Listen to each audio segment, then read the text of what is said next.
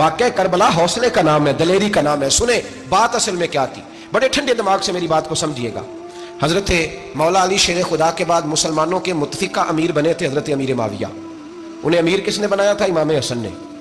حضرت علی کے بڑے صاحبزادے حضرت امام حسن نے ان سے صلح کی، انہیں خلافت دی. اور صحیح بخاری میں نبی پاک نے فرمایا تھا میرا بیٹا حسن سردار ہے، جب مسلمانوں کی جماعتوں میں لہو بہہ جائے گا تو حسن ان کی صلح کرا دے گا. وہ صلح امام حسن نے کرائی، جناب امیر معاویہ امیر بن گئے. حضرت امیر معاویہ رضی اللہ تعالیٰ عنہ بڑا پیار کرتے تھے نبی پاک سے، بڑا احترام کرتے تھے حضور کے خاندان کا. ان کی جو اجتہادی خطائیں ہیں وہ اپنی جگہ پہ موجود ہیں. چونکہ امام حسن نے ان سے صلح کر لی، لہذا ہم بھی ان کے بارے میں کوئی جملہ کہنے کے مجاز، ہماری مجبوری امام حسن ہے. اس لیے کہ جسے امام حسن صحیح کہے پھر امام حسن کے ماننے والے کو اسے غلط نہیں کہنا چاہیے. حضرت امیر معاویہ رضی اللہ تعالیٰ عنہ کا جب وصال ہوا تو حضرت امام حسن پہلے ہی ان سے وصال کر گئے، آپ کو زہر دے دیا کہ آپ شہید ہو گئے. امام حسین موجود تھے. تو یزید کے بارے میں لوگوں نے کہا جناب امیر معاویہ سے کہ یہ ٹھیک ہے، مناسب ہے اور بہادر ہے، دلیر ہے، وہ جو ہوتے ہیں نا خوش آمدی ٹولہ. تو حضرت امیر معاویہ کے گرد بھی کچھ ایسے لوگ تھے، انہوں نے آپ سے کہا کہ یزید کو نامزد کر دیں. تو آپ نے یزید کو بلایا، حوالہ مجھ سے دیکھ لیجئے گا. بلا کے فرمایا کہ 3 بندوں کے سامنے اپنی خلافت پیش کرنا، اگر وہ تجھے مان جائیں تو امیر بن جانا، نہ مانے تو چپ کر کے گھر بیٹھ جانا. وہ 3 بندے کون ہیں؟ جناب عبداللہ ابن عباس، حضرت عبداللہ بن زبیر اور امام حسین رضی اللہ تعالیٰ عنہ. یہ وصیت فرمائی جناب امیر معاویہ. حضرت امام حسین کی وہ شخصیت تھی کہ مشکات میں حدیث ہے، نبی پاک صلی اللہ تعالیٰ علیہ وسلم کی چچی جناب ام فضل صبح صبح گھبرائی حضور کی بارگاہ میں آئیں، عرض کی یا رسول اللہ صلی اللہ علیہ وسلم آج میں نے عجیب خواب دیکھا ہے، میں ڈر گئی ہوں. حضور نے فرمایا چچی کیا دیکھا؟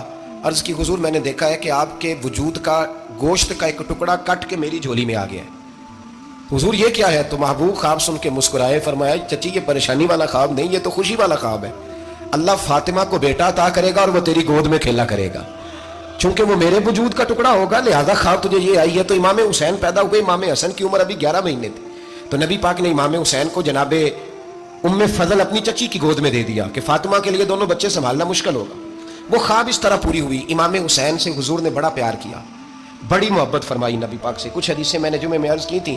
حضرت ابو ہریرہ رضی اللہ تعالیٰ عنہ کہتے ہیں یہ واحد بچہ تھا حضور کے گھرانے کا کہ میں نے دیکھا کہ نبی پاک صلی اللہ علیہ وسلم بیٹھے تھے تو یہ حضور سے کہہ رہے ہیں، نبی پاک سے کہ نانا جی اٹھ کے کھڑے ہو. کہتے ہیں حضور کھڑے ہو گئے تو کہنے لگے میں نے آپ کے برابر جانا ہے. بچے جو مرضی ضد کر لیتے ہیں نا. قد چھوٹا تھا، عمر 7.5 سال تھی. کہنے لگے نانا میں نے برابر جانا ہے. تو نبی پاک صلی اللہ علیہ وسلم نے ہاتھ پکڑ لیے، فرمایا چل پھر ہو جا برابر.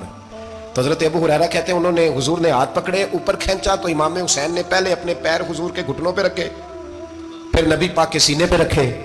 اور جب ان کا قد سر تھوڑا سا حضور سے اونچا ہو گیا تو محبوب فرمانے لگے چل بس کر، تو نے تو کہا تھا آپ کے برابر ہونا ہے، تو اوپر نکل گیا ہے، چل بس کر. فرماتے ہیں پھر امام حسین نے زبان باہر نکالی تو محبوب ان کی زبان چوسنے لگے، پھر ساتھ لٹا لیا اور انہیں سونگھنے لگے.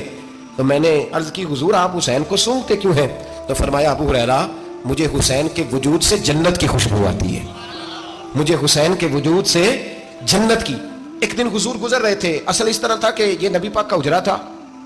جن لوگوں کو اللہ نے مدینے کی زیارت کرائی ہے وہ جان سکتے ہیں نبی پاک کا حجرہ تھا. تو حضور کے حجرے کی اس جانب یعنی مسجد کی جو بالکل سیدھ ہے اس کی بیک میں سیدہ فاطمہ رہتی. تو حضور اکثر نہ نماز کے لیے جب نکلتے تو حضرت فاطمہ کے حجرے کے پاس سے ہو کر دوبارہ محراب میں جاتے. محبوب حجرے کے پاس سے گزرے تو امام حسین رو رہے تھے. تو حضرت فاطمہ نے کسی بات میں جھڑک دیا تو امام حسین رونے لگے. تو نبی پاک نماز کے لیے گئے تو واپس لوٹ آئے اور واپس تشریف لا کے کہا فاطمہ حسین کو کیا ہوا؟ عرض کی یا رسول اللہ تنگ کر رہے تھے میں نے ڈانٹ دیا ہے. کیا خوبصورت جملے ہیں حدیث پاک میں.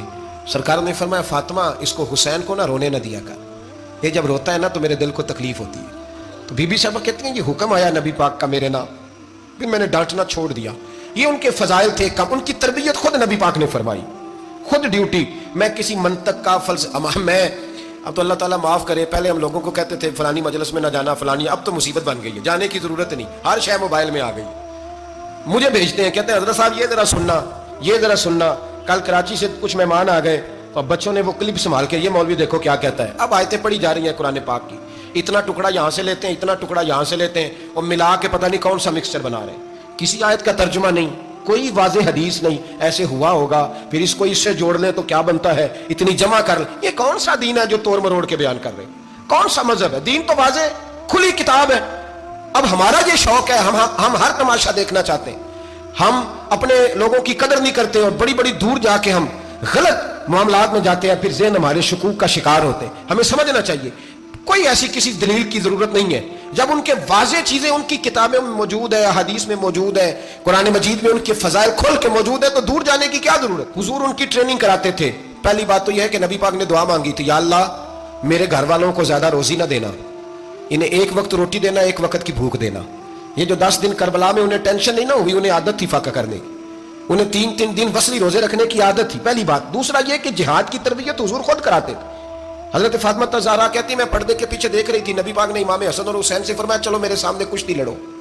تو دونوں حضرات آپس میں جب کشتی لڑنے لگے تو نبی پاک نا امام حسن کو کہتے ہیں حسن حسین کو ٹانگوں سے پکڑو، حسن حسین کو پیچھے سے پکڑو.